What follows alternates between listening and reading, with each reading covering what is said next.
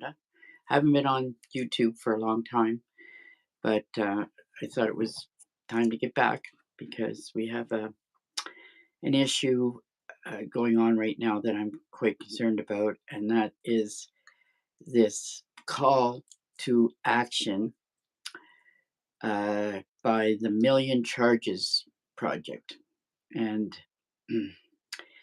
the idea is to get a large group of people, storm the police station, and demand charges, primarily COVID charges. And one charge that I think could probably be placed now, they're talking about with Soji, and because that program, if implemented, if it's being implemented with your child, that's a criminal offense because they're using sexually explicit material, and they're um, grooming them and coaching them to be involved in sexual activity, which is both of those activities are crimes. So that one could be okay, but the other ones, like a million charges, no, because they're distracting you from charges that could be laid now, which are charges of assault and property damage and so on, false arrest for what happened to people during the truckers' protest because of the Mosley decision, the federal court decision that found that the Emergency Act was implemented illegally. But this group, no, mum's the word on the Mosley decision. They want you to think, oh, everything is just about lost if you don't go with them. There's no other way for us to get any justice, and blah blah blah blah blah. And they just ignore that, and they want you to believe that we've been beaten down and beaten down. We're not getting anywhere. We're trying to stand up and speak up and get organized, but it's not going anywhere. So follow them, and yeah, everything will be good. So the problem with going to the police station in a large group, that's a formula for a disaster because that could easily be turned into something disruptive. And even if it's not actually, even if they're not actually doing anything, it's just the fact of being there at the police station, and while people are trying to press charges is a is an intimidating factor. And it's and for the purpose too is for uh, primarily COVID charges. Like they're saying it's negligence, which it is, and it's fraud. What happened? The whole pandemic was a fraud. All these things, extortion, everything, vax injury, all that. But the problem with that is that we're not ready to lay criminal charges for those activities yet. We're in process, and I expect us to get there very soon, but we're not there yet. Just recently, they're talking about, well, actually, it's been a while now that they're investigating the Rive scam, which is part of the whole package of crap that came down on us at the airports and shit. And they're recently saying that they're investigating the government, like criminally, for conspiring with China and taking money from China to pay for their campaigns, like the liberals. And then this newest whatever public statement by the conservatives that the um, the liberal government was conspiring with China with regard to the virologic or virology lab in Winnipeg. And there was an alert called on that by CSIS, claiming that there was interference and conspiracy going on with the federal government. And they've also uh, announced that it's compromised. The federal government is compromised. CSIS has told us that outright. Okay, so there's the the grounds and the action that we need to be supporting and pushing forward instead of running off about convoy charges in big groups, because the conclusion of these investigations would be the official uh, recognition that it was a pandemic, that there was conspiracy and there was ill intent, and that would make all of the harm done to your business, to like vax injury, um, masking, all that. It makes all that criminal, but we're not there yet. Like the police, like if you go into the police with these charges, there's two sides of the debate. Okay, I've always called it the which. Okay, well, I'll get to that in a minute, but I've always called it the public health science pissing contest. Okay, this side says vaccine, or I shouldn't say the whole word. The jibby jabber is safe and efficient, and this side says no, it's killing us. It's they're not we're not informed about it. We're being pressured to do it. All this, so you have the two sides. And officially, Canada is still maintaining that it was a pandemic and that the jibber jabber is safe and effective. And the other side says, oh, no, no, no, science says la la la. But it's a debate still. So when you go into the police, you're going to say, hey, you can't accept or you can't regard the official position. You have to take our position. Well, that's not going to happen. The cop's not going to say, "Oh, which side do I pick?" No, it's over his pay grade to do such a thing as that. We have to break that barrier first and establish that it was a pandemic, not a pandemic, and that these actions that were taken were negligent and worse, deliberate. I believe in some cases. Um, like some players in the process were they knew it. They consciously knew that this was going to injure and kill people. So and nefarious reasons, but it's not time yet. So with this model of let's get a big group, 200 to 1,000, and storm the police station and demand charges. What you're going to do with that is demoralize people because people don't understand. Like most people, especially in our movement, they do understand that it was a pandemic and it was harmful and all of that. But then when they see this group going to the police and no charges being laid, that's demoralizing. It's making people think there's no, all our systems corrupt. Look at the police; they won't respond to these serious charges. Well, in order to be successful, we need to have safe and effective methods.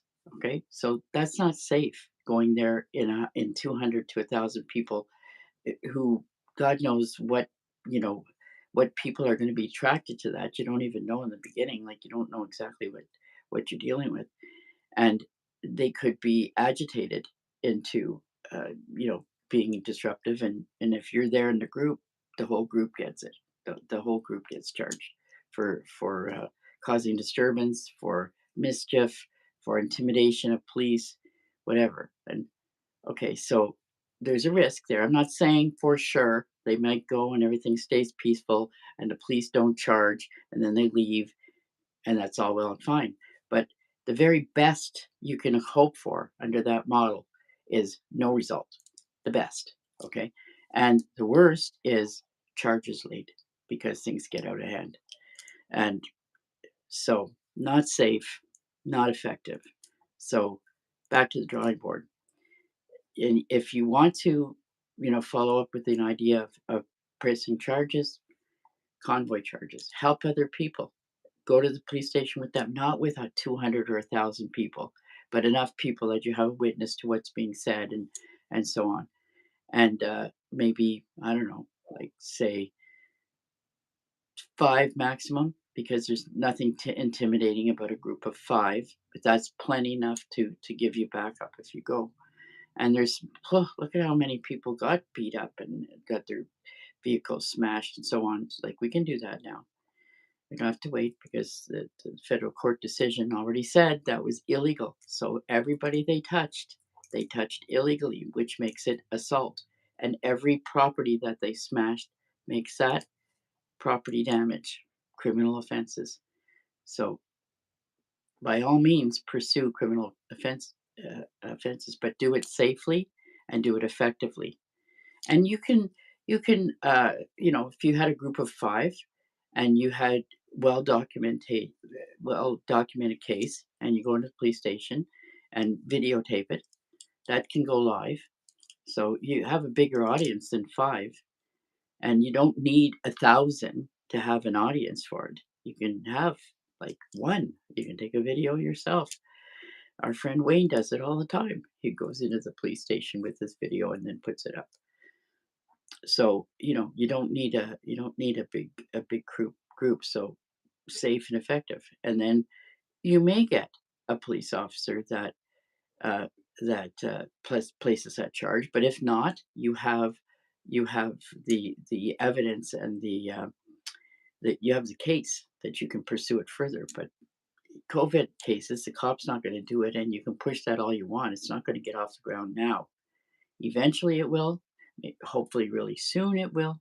But right today, it's not. You can sue for vax injury now, but the key there is you have to get medical proof that this occurred. And then again, that's a stretch to criminal charge until it's been established that the whole thing was a fraud. Then you go for criminal charges. So I hope it's clear what I'm saying. I'm not saying don't seek um, official actions. I'm all about that. I'm all about using the courts, going to the police. We've been working on a criminal incident report for treason right since March 2022. And it's well developed now. It's up to 40 pages, and it's just full of evidence of treason. And we do want and fully expect that the police will eventually press charges for that. But we knew on the outset when we brought that to the police that they weren't going to lay charges. But it gets the dialogue started. It shows people are wanting action done by the police. It show and it our actions spread around. Like I went with Norman Travesey when we first served it. I believe it was in March 2022, and that video of us serving them went viral. Like it was interesting because they didn't want to touch it, and they said if we leave it there on, they're going to charge us with littering. And we said, yeah, right, knock yourself out, you're served, and we left. And that video went viral. So, and then all the other things that so many people did to show people clearly that what they did met the criteria for treason. That was really important, I think, what we were doing there.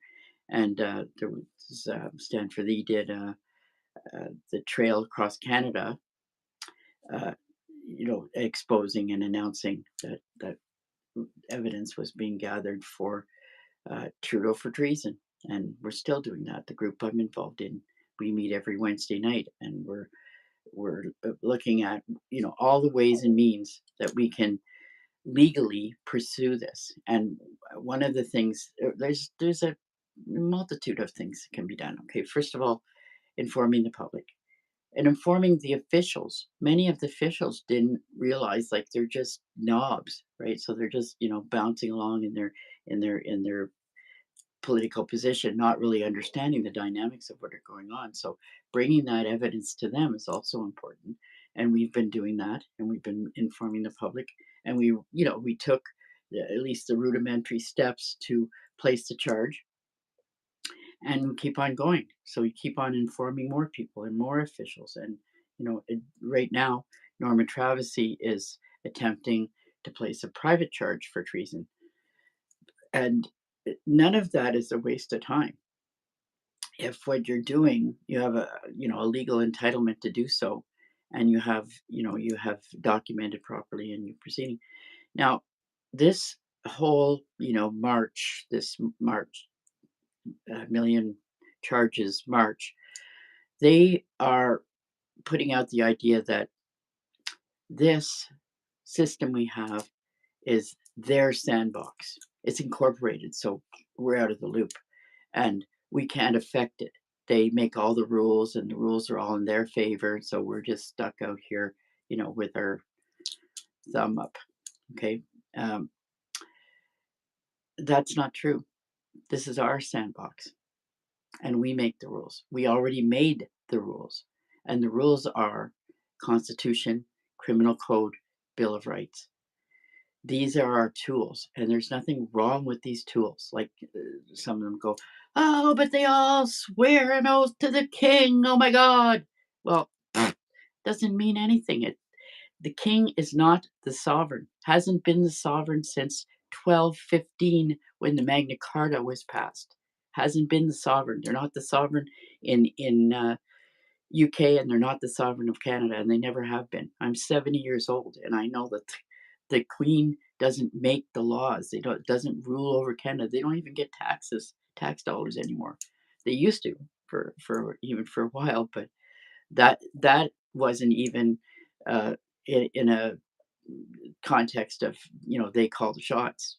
Britain called the shots for Canada, and the taxes went to Britain, not to the Queen in her pocket.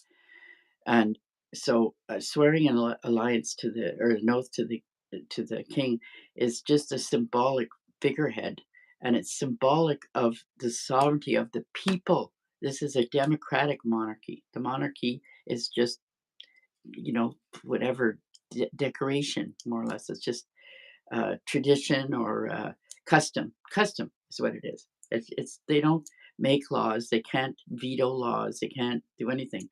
Some of the old laws on the books appear as though they do, but even then, it was not the queen herself. It was the mechanism, the British mechanism that was able to affect Canadian law. Now they can't. We make our own laws. We even make our own amendments to the Constitution.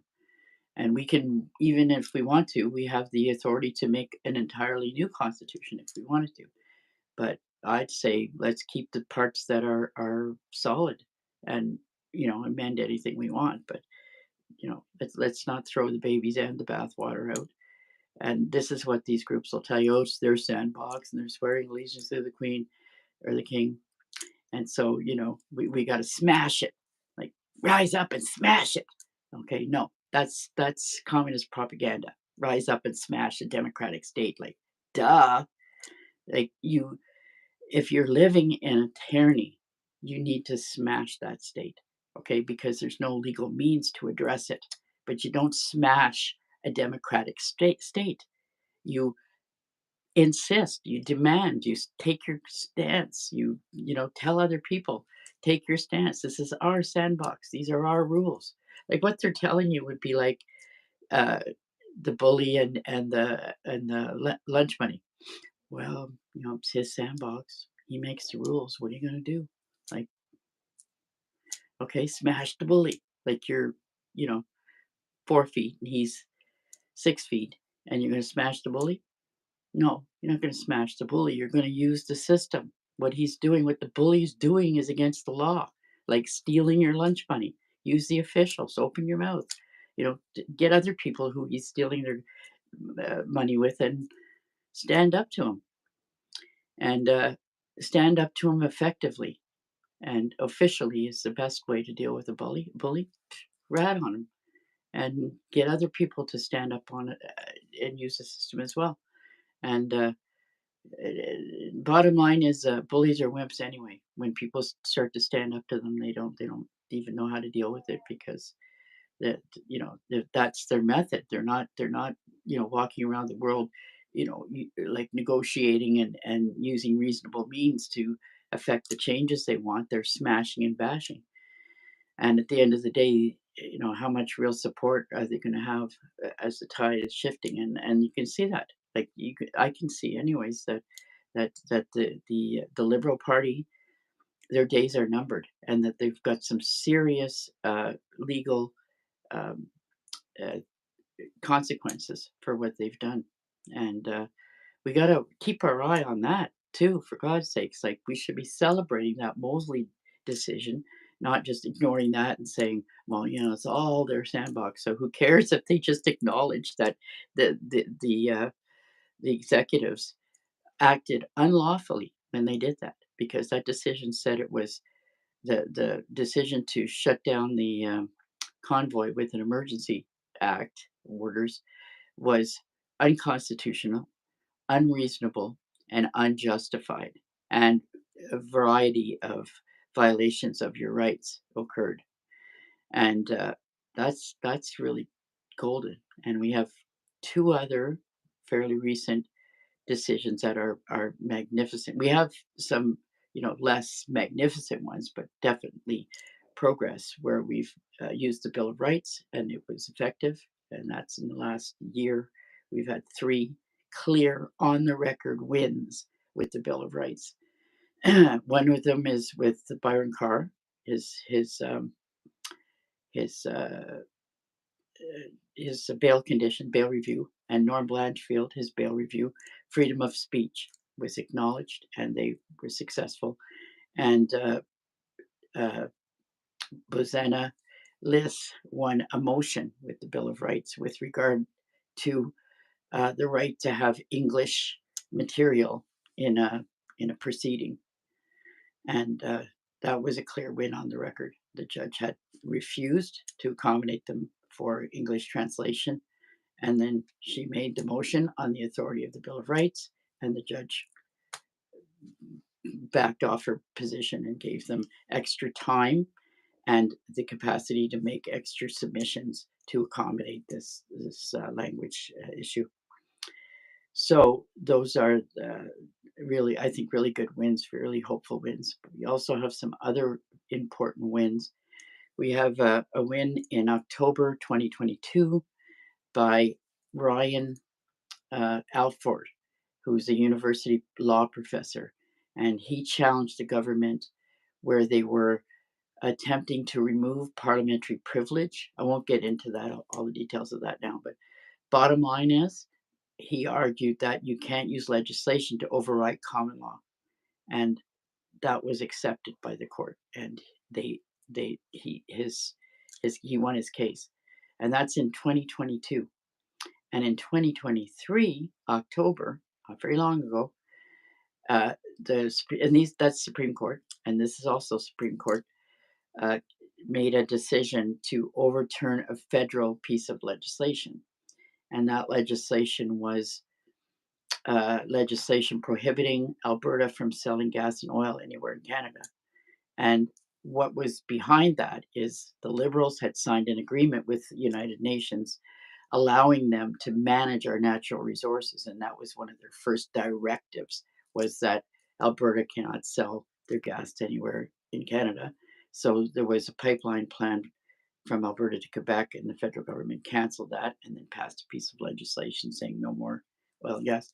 So the Supreme Court said, "Mm-mm, federal government has no jurisdiction to pass such a law." So they're taking two jabs at that time. They're they're using the Constitution, which is division of powers, and saying that he has no authority to circumvent the distribution of power between the federal and provincial government, because provincial government is responsible for natural resources. But it's also saying you can't sign an agreement with the UN that circumvents your constitution. Okay, so that's a beautiful win that can be applied to so many things. And it's proof that all the courts are not corrupt. So you have three decisions right there: the Emergency Act being found illegal, and uh, the other two that I just mentioned. And there's many others, less significant but nevertheless important wins with regard to COVID tickets, with regard to the border issues, quarantine, and the Rive can, all that. There's been, like, we can't even keep up with how many wins there are with that, and now they're just dropping them. They're just dropping them all, and I think they're just like no contest. And we were also challenging the jurisdiction of the provincial court to adjudicate, and that kind of got on their big nerve. So there's all kinds of things we can do that are safe and effective. And I'll put it in the credits. I did an article on rule of law, and I've indicated the case law that I just talked about. There's links to that, and then other case law that's really important to show you what the rule of law is. And primarily, what it is um, the essence of the purpose of the law and of the state having these obligations or responsibilities. And fundamental to that is that the whole purpose of the legal system is to have a formal method of protecting our rights, protecting us from harm. So our rights and freedoms. That's the fundamental base. But uh, it's also got our sort of it's hard to pinpoint that what I want to say with that, but it's got our principles, our legal principles that we want to have behind our legal system.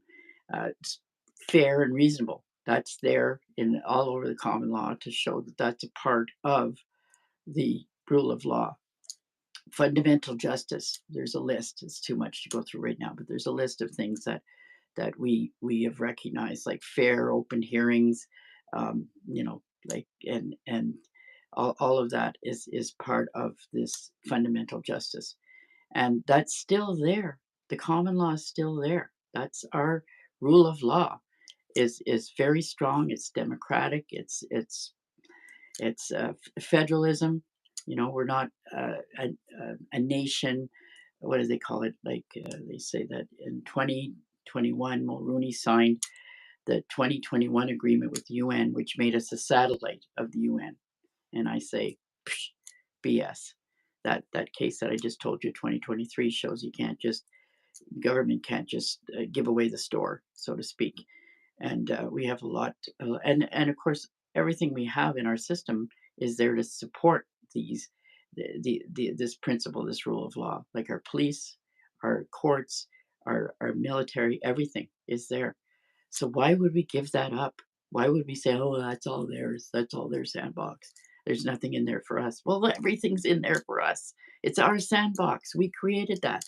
Like, where do you think the system came from in the first place? The people decided to create a process of laws that that they could all live with, and they gave certain officials responsibility to execute those laws, and then we we end up with problems with the authorities that we give this power to, and it's up to us to pull it back. Say, hey, buddy, you weren't given authority to put us in 15-minute cities. Like, there's no, by no stretch of the imagination, do you have the legal authority to do something like that. So just stop it. And we have a multitude of laws and 800 years of common law history behind us and behind our needs and our interests.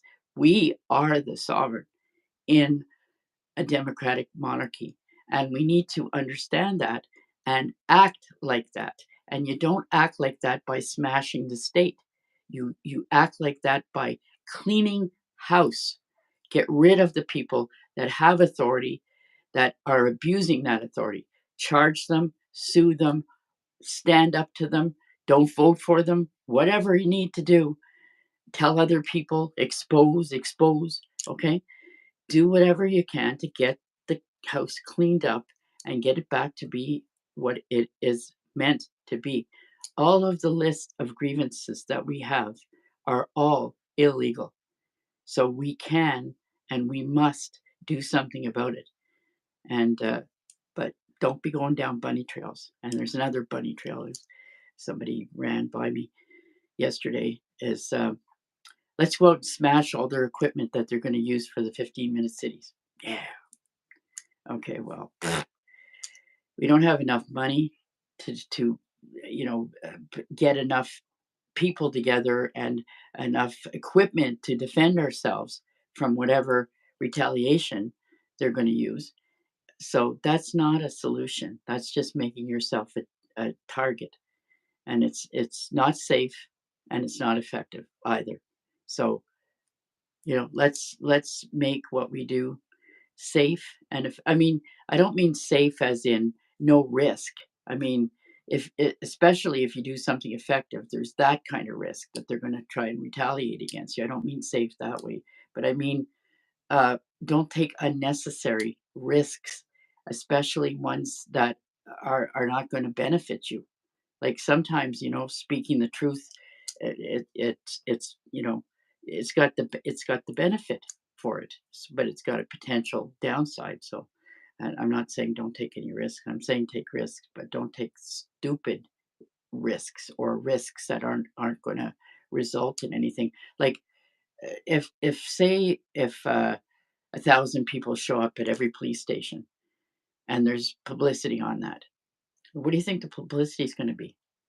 It's going to be a discussion of, and let's say there's some kind of clash with the police. Okay, do you think the discussion is going to be it wasn't a pandemic?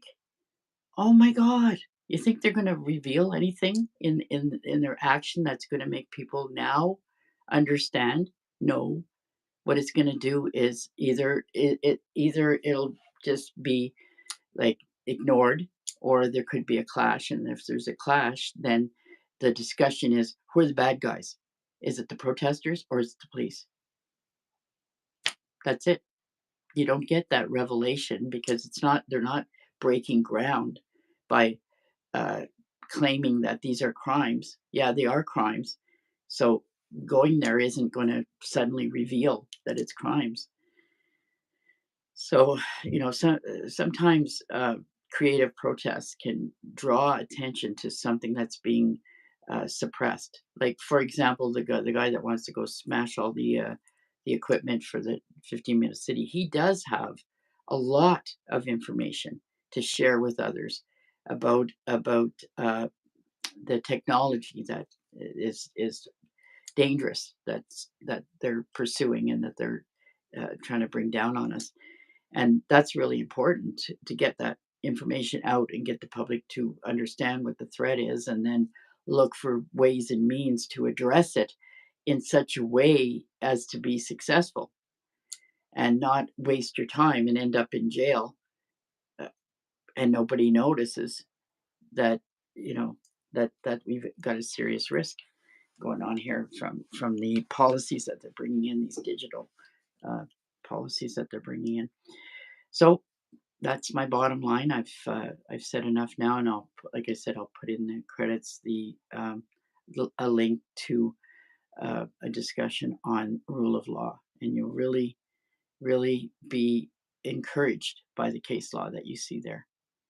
So for now, hashtag we got this, and no bunny trails.